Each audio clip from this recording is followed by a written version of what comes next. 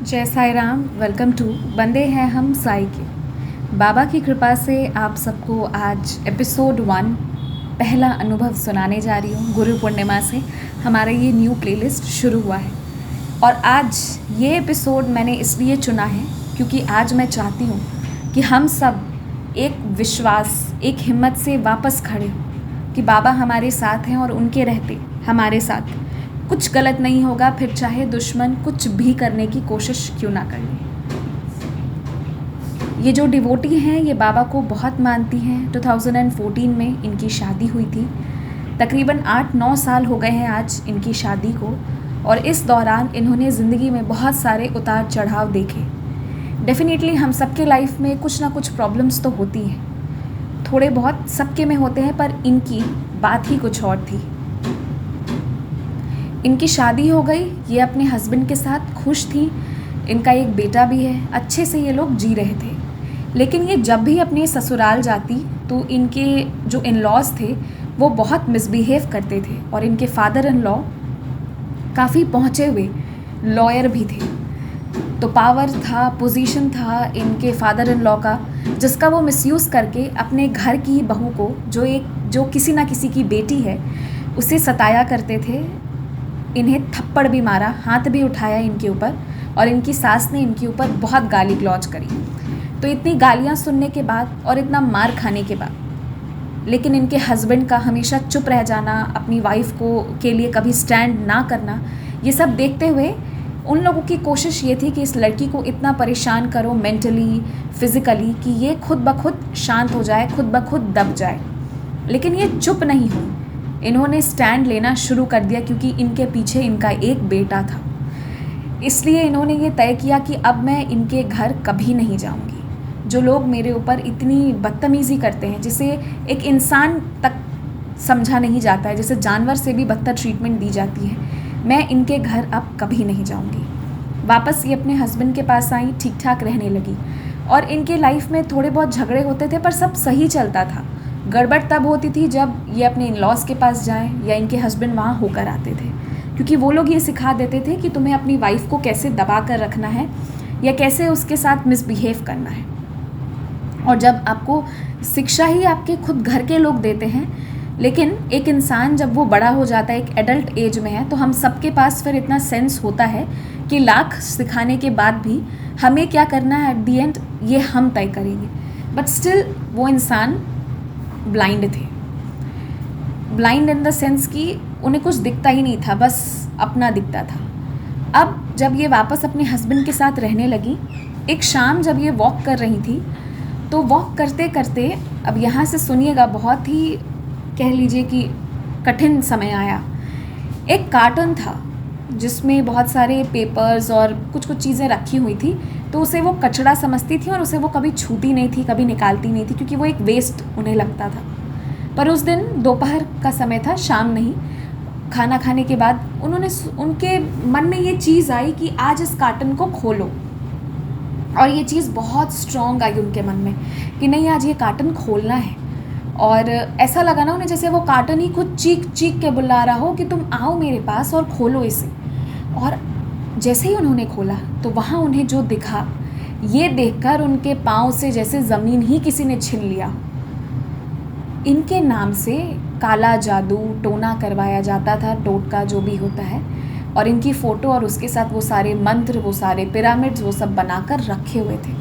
यकीन मानिए उन्होंने मुझे भी भेजा है, मेरे मेल पर भी वो चीज़ सेव है।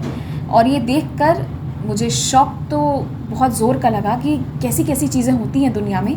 और इसके साथ साथ ही मुझे उस इंसान पर बहुत गुस्सा आया कि किसी की बेटी तो थी वो। ये कोई तरीका नहीं है कि किसी के साथ इतना नफ़रत करो कि उसे तुम पता नहीं क्या करना चाहो, पागल करना चाहो, मारना चाहो, बर्बाद करना चाहो। इससे अच्छा है हट जाना चाहिए था। प्रॉपर मैंने उसमें देखा कैसे इनके फ़ोटोज़ रखे हुए हैं और जो लोग ब्लैक मैजिक करते हैं कैसे करते हैं, मैंने कभी देखा नहीं था एग्जैक्टली, पर वो चीज़ मैंने उस दिन पहली बार देखी। ये मैंने सुना था कहीं कि बहुत सारे लोग फ़ोटो से भी ब्लैक मैजिक करते हैं, पर उस दिन जब उनका वो मेल आया तो उस दिन मुझे ये चीज़ एकदम कंफर्म हो गई। मैंने अपने आँखों से वो सब देखा, रखा हुआ है, पर डेफिनेटली मैं वो चीज़ें यहाँ पर शेयर नहीं करने वाली हूँ, किसी के साथ शेयर नहीं करने वाली हूँ, क्योंकि कुछ चीज़ें हैं जो काफ़ी पर्सनल है, लेकिन मैं आपको बता रही हूँ किस तरीके से वो ब्लैक मैजिक वाले वो चीज़ें लिख कर रखी गई थी। तो जो लोग मानते नहीं हैं ना, या जो ये कहते हैं कि ये सब होता है नहीं होता है, तो भगवान ना करे कभी आपको मानना भी पड़े, कैसे कभी ऐसा सिचुएशन ना आए, लेकिन कुछ चीज़ें होती है, उस चीज़ से सावधान रहना बेहतर है। इसके बाद ये डिवोटी ये देखने के बाद अपने हस्बैंड के पास गई और पूछी कि ये क्या है, और इनके हस्बैंड एकदम से हड़बड़ा गए। उन्हें उम्मीद ना थी कि इनके वाइफ के हाथ ये सब लग जाएगा और वो उनसे ये सब पूछेंगे। वो पहले तो हड़बड़ा गए एंड ही डिनाइड कि मुझे नहीं पता ये चीज़ें क्या है। लेकिन फिर जब इनके बीच में बहस हुआ और वो बहस कुछ उसका अंजाम कुछ इतना बुरा हो चुका था कि वॉयलेंस ये सब होना शुरू हो गया इनके ऊपर, और उसी दौरान उन्होंने कहा कि मैंने भी किया और मेरे बाप ने मिलकर किया है, बोलो क्या करोगी तुम। तो कहीं ना कहीं बाबा ने इन्हें पहले सच्चाई भी दिखा दी। उस आदमी ने एक्सेप्ट कर लिया। देखिए, उस आदमी नहीं बोलना चाहिए, वो अब इनके हस्बैंड हैं, इनके साथ ही हैं, लेकिन मुझे थोड़ा बीच में गुस्सा आ गया था। उन्होंने ये एक्सेप्ट कर लिया कि हाँ, ये मैंने और मेरे फादर ने मिलकर किया है। तो कैसे लोग होते हैं, जल्लाद होते हैं, जो ब्लैक मैजिक में उतरने से अच्छा है कि छोड़ दो भाई, शादी नहीं करना चाहिए था, ये सब था। तो खैर, इसके बाद ये सब चीज़ें हुई, ये बहुत दुखित थी। और ये सारे झगड़े के बाद इनके हस्बैंड ने और प्रैंक प्ले करने की कोशिश की। वो घर से उठकर चले गए। जब इन्होंने फ़ोन किया, वो नहीं आए अगले दिन तक, तो पता चला कि वो अपने फ्रेंड के घर पर है, और वहाँ से वो क्या बोलते हैं इनको कि मैं नहीं आऊँगा जब तक तुम अपने मायके नहीं चली जाओगी, क्योंकि मुझे तुमसे खतरा है। तो ना, ये जो लोग बहुत बुरे होते हैं ना, बहुत ज़्यादा बुरे, आप नोटिस कीजिएगा, आपके सोसाइटी में होंगे कुछ ना कुछ ऐसे लोग, होते ही हैं। तो वो क्या करेंगे ना कि पहले तो अपने घर पर अपनी वाइफ़ को, अपने बच्चों को टॉर्चर कर देंगे, और बाहर जाके अपनी वाइफ़ के कैरेक्टरलेस, अपनी वाइफ़ के बदमाश ऐसे होने की अफवाहें उड़ा देते हैं, और एक औरत का जीना मजबूर कर देते हैं। और इनके पति ने भी बिल्कुल वही किया, उसी रास्ते पर चले। और इसमें कोई नई बात नहीं है, ये हमारे मेल डोमिनेटिंग सोसाइटी की ये आदत है कि लाख चीज़ के बावजूद भी अगर एक आदमी कह दे कि वो कैरेक्टरलेस है, तो बस वो है, पत्थर की लकीर हो जाती है। फिर लोग अपनी आँखों से देखते हुए भी अंधे हो जाते हैं। तो ये बहुत घबरा गई कि ये उल्टा क्या चल रहा है, मुझे ही अब कह रहा है कि मुझे तुमसे खतरा है। तो इनके हस्बैंड ने बहुत सही गेम खेला, ये सब कुछ चला। और उसके बाद इन्हें गुस्सा आया, इन्होंने अपना फ़्लाइट बुक किया, उठ के अपनी मम्मी के घर चली गई। अब उस वक्त इनका जॉब नहीं था, 6-7 साल से पूरा गैप हो गया था। इन्होंने MBA कर रखा था और ये HR डिपार्टमेंट में काम भी कर चुकी थी, लेकिन 7 सालों से कोई जॉब नहीं किया था। अब घर जाने के बाद ये वहाँ रहती थी, इन्हें अपने बेटे की भी चिंता रहती थी, प्लस इनके फादर रिटायर्ड हैं। तो आप समझते हैं ना कि जब वो रिटायर हो चुके हैं उनके फादर, तो उनके ऊपर वो कितना लोड डाल सकती थी। एक रिटायर्ड इंसान को पेंशन इतना तो मिलता है कि हाँ, वो अपनी वाइफ के खर्चे, रोज़ के खर्चे अच्छे से निकाल ले, पर इतना नहीं है जो जॉब के समय की बात होती है। तो इन्हें बुरा लगता था। फिर उसके बाद इन्होंने कोशिश की।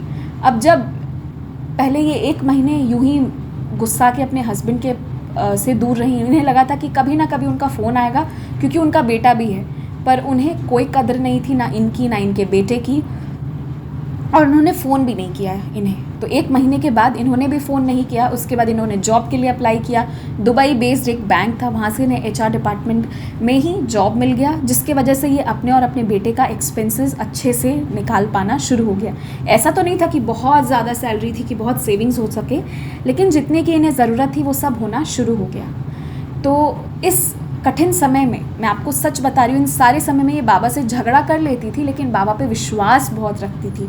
ये बहुत बड़ी सीखने की बात है, क्योंकि एक इंसान की ज़िंदगी में कितनी कठिन परीक्षा चल रही है, आप ये सोचिए। हमारे साथ इसका 1% भी होता ना, तो पता नहीं हम में से कितने लोग जो हैं वो बाबा का हाथ ही छोड़ देते। पर इनकी बहादुरी, इनकी भक्ति का मैं दाद देती हूँ। इन्होंने बाबा को नहीं छोड़ा, तो फिर बाबा इन्हें कैसे छोड़ते। और ऐसा करते करते करते इनका बहुत अच्छे से अभी जॉब वॉब चल रहा था, लेकिन आज तक पूरे फैमिली में ऐसा कभी नहीं हुआ था कि किसी को कोर्ट भी जाना पड़े, पर इन्हें कोर्ट का भी मुंह देखना पड़ा। इनके फादर इन लॉ जो बहुत पहुँचे हुए लॉयर थे, उन्होंने ये सारा केस वेस फाइल हो गया था फैमिली कोर्ट में, और जो वहाँ पर जज थे, इनके फादर इन लॉ उतने बड़े पोस्ट पर थे, और वहाँ उनकी का बहुत दबदबा है, बहुत पहचान है, बहुत रेप्यूटेड हैं, सो कॉल्ड। तो उसके बाद एक जज को मैनेज करना उनके लिए बहुत मुश्किल बात नहीं थी, और वो लोग ये चाहते थे कि अपने मुंह से बोल दे कि अपने पति के साथ नहीं रहना चाहती है, लेकिन इन्होंने वो बात कोर्ट में बिल्कुल एक्सेप्ट नहीं की। और जो वहाँ पे जज थे, उनके सामने पता नहीं ऐसी बातें, ऐसी परिस्थिति उत्पन्न होती चली गई कि उल्टा ये प्रूफ हो गया कि लड़के के माँ बाप ऐसा कर रहे हैं कि इन दोनों को साथ में नहीं रहने दे रहे हैं। लड़के के माँ बाप ही अपने बेटे को भड़का रहे हैं और कोर्ट की तरफ से फिर ये आदेश आया कि ये दोनों जो हैं ये लोग अलग होके अपना अलग रहेंगे। तो जहाँ वो इनके फादर इन लॉ चाहते थे कि डिवोर्स हो जाए, वहाँ इनका डिवोर्स बच गया। और ये जर्नी इतनी आसान नहीं थी। इसके बीच में इन्होंने साई दिव्य पूजा, इन्होंने बाबा के 9 गुरुवार के व्रत किए थे। और ये जो इनका मिलना हुआ था, ये पूरे 9 महीने, जो ये वापस आई थी इनके हस्बैंड के उस ड्रामे के बाद, तो 9 महीने के बाद जाके इनकी एनिवर्सरी के समय पर इनका मिलना हुआ और उसके बाद जाके इनकी लाइफ जो है वो नॉर्मल हुई। क्योंकि अब जब कोर्ट का आदेश आ गया कि ये लोग अपना अलग अच्छे से रह सकते हैं, तो ये लोग अब नॉर्मल अच्छे से रहना शुरू कर दिए हैं। डेफिनेटली कभी कभी बात थोड़ा बहुत ऊपर नीचे होता है, कभी झगड़े होते हैं थोड़े बहुत, लेकिन अब वो चीज़ नहीं है जो पहले थी। अब जो नॉर्मल लाइफ वाला अपना चलता है वो है।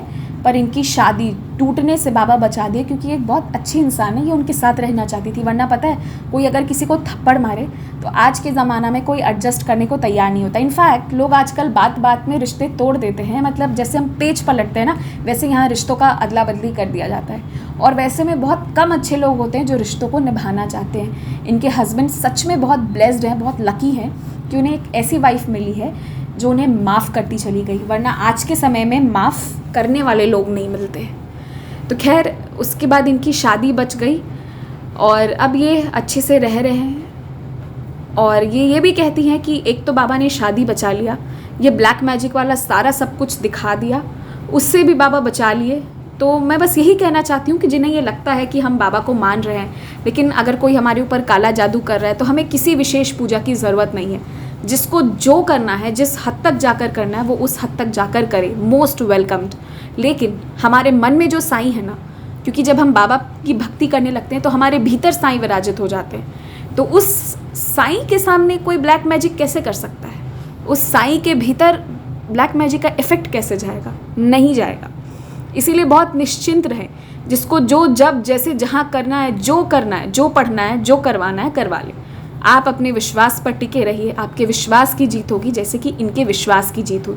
और आज भी ये अपनी एक एक ज़िंदगी की एक एक पल को बाबा के सामने सरेंडर कर रखा है और ये बाबा के सहारे ही जीती हैं। अपने आप को बहुत धन्य मानती हैं कि बाबा इनके लाइफ में है और ये बाबा की पूजा कर पाती हैं। दो, ये बहुत ज़्यादा पूजा नहीं कर पाती है, जैसे बहुत सारे लोग बैठ कर पाठ कर रहे हैं, ये कर रहे हैं, वो कर रहे हैं, इनसे नहीं हो पाता है।